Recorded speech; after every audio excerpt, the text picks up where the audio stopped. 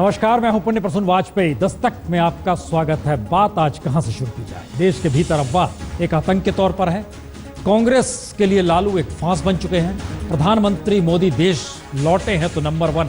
तो ये एक ऐसी तस्वीर है जिस तस्वीर का जिक्र यूनाइटेड नेशन में नहीं होगा। नवाज शरीफ नहीं करेंगे क्योंकि इंतजार कीजिए, निर्धारित वक्त तो 10:20 ही हम इंतजार कर रहे हैं कि उनका भाषण कब शुरू होता है। लेकिन इन सब के बीच प्रधानमंत्री मोदी संयुक्त राष्ट्र में अपने भाषण में आतंकवाद का जिक्र करके लौटे हैं। अमेरिकी राष्ट्रपति से मुलाकात में भी कई मुद्दों पर बातचीत हुई, लेकिन वो नंबर 1 बनकर कैसे लौटे कल रात, जरा यह भी रिपोर्ट देखिए।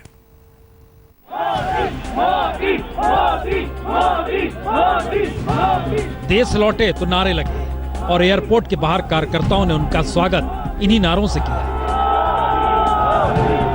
प्रधानमंत्री मोदी ने भी कार्यकर्ताओं को निराश नहीं किया और प्रोटोकॉल तोड़कर गाड़ी रुकवाई और उनसे मिलने पहुंच गए। ये हमारा 56 इंच का सीना बढ़ता है जब अमेरिका के वो झंडा लगा और साथ में हमारे इंडिया का झंडा लगा। कार्यकर्ताओं के लिए पीएम का लौटना अच्छी खबर और पीएम खुद अपने साथ आते आते 2 अच्छी खबरें भी ले आए।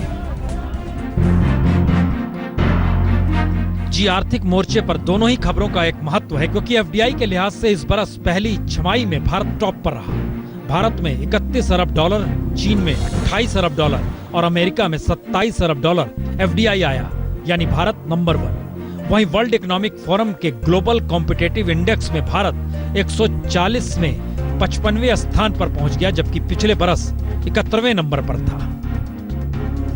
और इस रैंकिंग पर चढ़ने का मतलब है विदेशी निवेशक भारत को उम्मीदों की निगाहों से देख रहे हैं।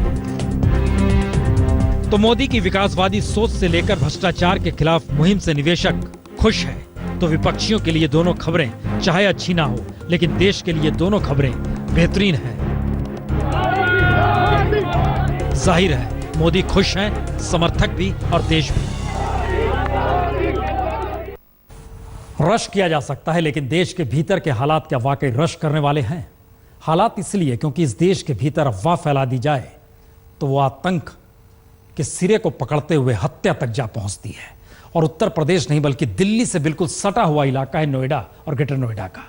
कानपुर भी एक बेहतरीन शहरों में से शुमारी होती है, लेकिन अफवाह क्या फैली, हत्या तक मामला पहुंच गया। इस देश में क्या भीड़ तंत्र की चलेगी? जरा इस रिपोर्ट को देखिए। ये 2 तस्वीरें यूपी की है। एक नए किस्म की आतंक की कहानी जो खुलेआम कहती है यह आतंक है अफवाह का। अफवाह जिसमें किसी पर शक हुआ और किसी की हत्या कर दी गई। ग्रेटर नोएडा के दादरी में एक शख्स की सिर्फ इसलिए हत्या कर दी गई क्योंकि गांव में अफवाह फैल गई कि वो घर में गोमांस खा रहा है। और कानपुर के एक गांव में मंदिर के सामने एक शख्स को लोगों ने इसलिए बुरी तरीके से पीट कर मार डाला क्योंकि उन्हें इसके पाकिस्तानी आतंकवादी होने का शक था। अफवाह फैली और हत्या हो गई। दादरी में अखलाक के घर में तोड़फोड़ हुई, आगजनी हुई, बाइक जला दी गई और परिवार वालों से इस कदर मारपीट हुई कि अखलाक के बेटे को हॉस्पिटल में भर्ती कराना पड़ा। गोमांस खाने का शक सिर्फ शक निकला और शक के आगोश में एक जिंदगी ने दम तोड़ दी।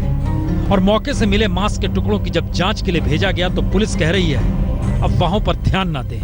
करीबन 45 मिनट तक मेरे बाप को, मेरे भैया को मारा। पुलिस कोई नहीं आई थी। 10 आदमी नामजद मुलजिम है, 7 की उसी रात गिरफ्तारी हो गई थी। बाकी जो है उनकी गिरफ्तारी हो रही है।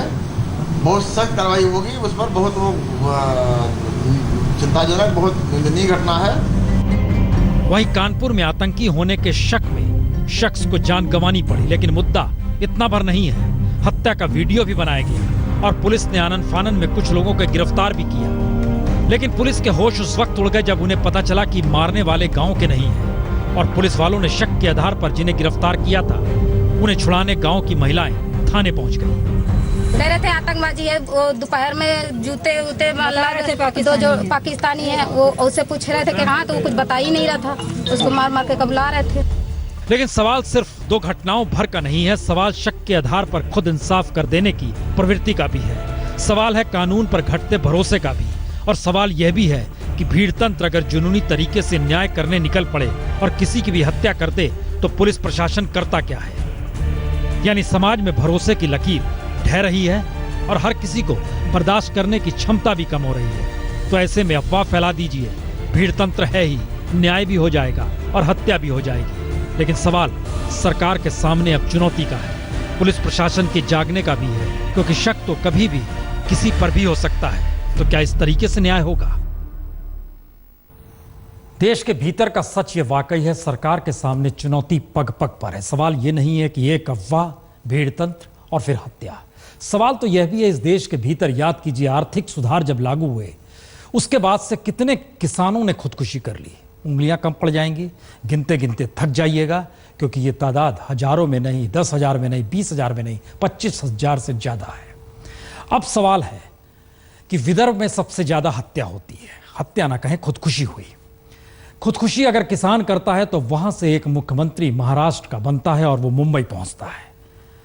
किसानों के हक की बात करते करते जब नीतियां बनाने का जिक्र होता है तब उसे समझ में आता है कि दरअसल मुश्किल तो है, और यह मुश्किल किन स्थितियों में लाकर महाराष्ट्र को खड़ा कर रही है। इस रिपोर्ट को देखिए, कुछ और तस्वीर साफ होगी।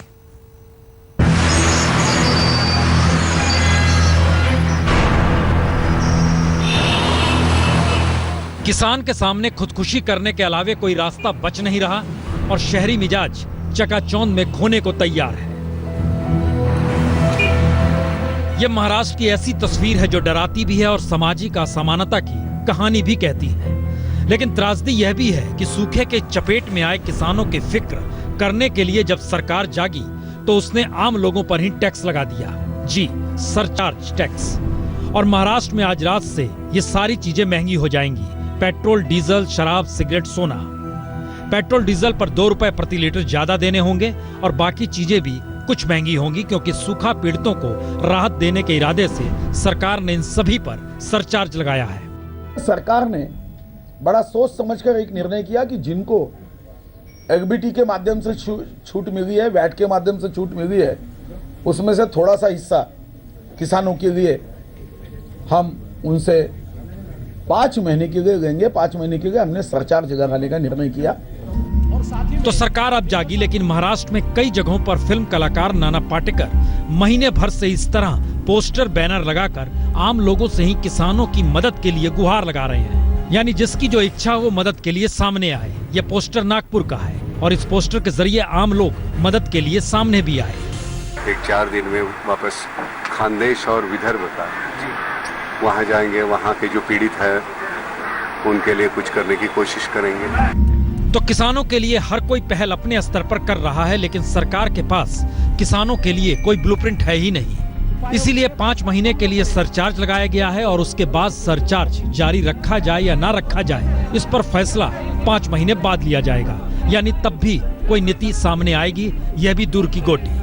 तो फिलहाल सूखे से निपटने के लिए कोई ठोस रणनीति सरकार के पास है नहीं और किसानों की मदद के लिए उसे लोगों की ही जेब अपने मुताबिक काटनी है। महाराष्ट्र के कुछ गांव कई महीनों से सूखे की मार झेल रहे हैं। इसीलिए महाराष्ट्र के मुख्यमंत्री देवेंद्र फडणवीस ने लोगों से मदद का आग्रह किया था। लेकिन टैक्स लगने के बाद यह बात साबित हो जाती है कि राज्य में सूखे का बोझ महाराष्ट्र में हर आम आदमी को उठाना पड़ेगा। कैमरा पर्सन महेश चौहान के साथ मुस्तफा शेख, मुंबई, आज तक। नीतियां सरकार की गड़बड़ी के साथ उभर कर आए और फिर जनता से ही टैक्स भरने को कहा जाए, यह भी एक सवाल है। लेकिन इन सब के बीच हर की नजर तो चुनाव पर, और चुनाव में कौन से मुद्दे होने चाहिए। देखिए, विकास का मुद्दा बिहार चुनाव में हाशिए पर जा चुका है। जातीय वोट बैंक, मंडल, आरक्षण, सब कुछ सामने खड़ा है और इस सामने खड़ी परिस्थितियों के बीच कांग्रेस को डर लग रहा है, अगर फंस गए इस खेल में तो फिर उलझ जाएंगे और फिर अगली जाति का क्या होगा। उसने भी कुछ नए रास्ते निकाले हैं, रिपोर्ट देखिए।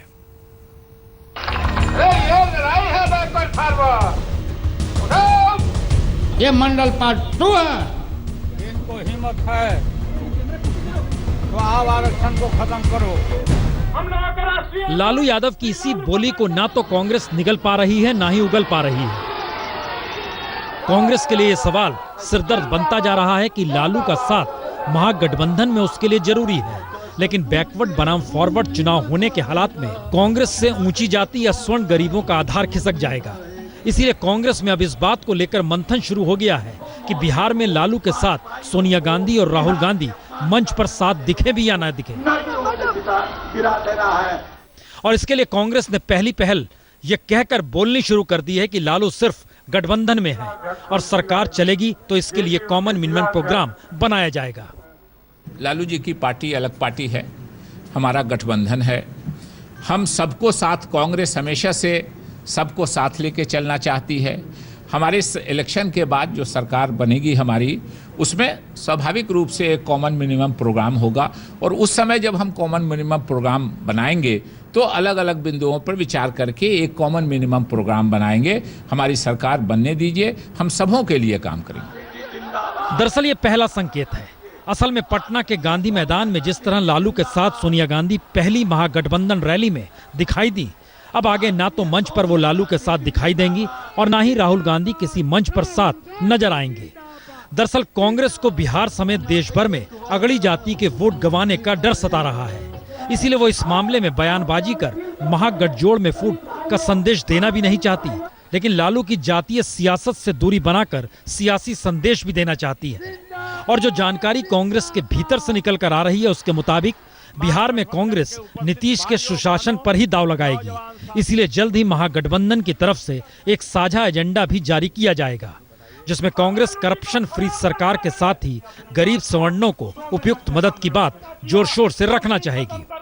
हम लोग इस पक्ष में हैं कि हम लोग कॉमन प्रोग्राम के साथ आए, कि हम कॉमन एक गठबंधन के साथ सरकार में हम जनता से वोट मांग रहे हैं, तो उस गठबंधन के 5 साल के क्या कार्यक्रम होंगे, कॉमन प्रोग्राम हमारा क्या होगा, और उस कॉमन प्रोग्राम पे हम लोग वर्कआउट कर रहे हैं। और इस दाव के जरिए कांग्रेस को लगता है कि बिहार में वो अपने उम्मीदवारों के लिए स्वर्ण वोट भी खींच सकती है और देश भर में अगड़ों को सियासी संदेश भी दे सकती है। बिहार में बीजेपी को रोकने के लिए कांग्रेस हर समझौता करने को तैयार हो गई, लेकिन चुनाव प्रचार का आगाज होते ही कांग्रेस के सामने मुश्किल ये है कि वो मंडल को नकार नहीं सकती और अपनी अगड़ी जाति के वोटों को गंवाना नहीं चाहती। वोट बैंक बरकरार रहे, इसलिए कांग्रेस अब दांव नीतीश कुमार पर ही लगाएगी। पटना से सुजीत झा और कैमरामैन प्रवीर विश्वास के साथ कुमार विक्रांत सिंह, दिल्ली आज तक।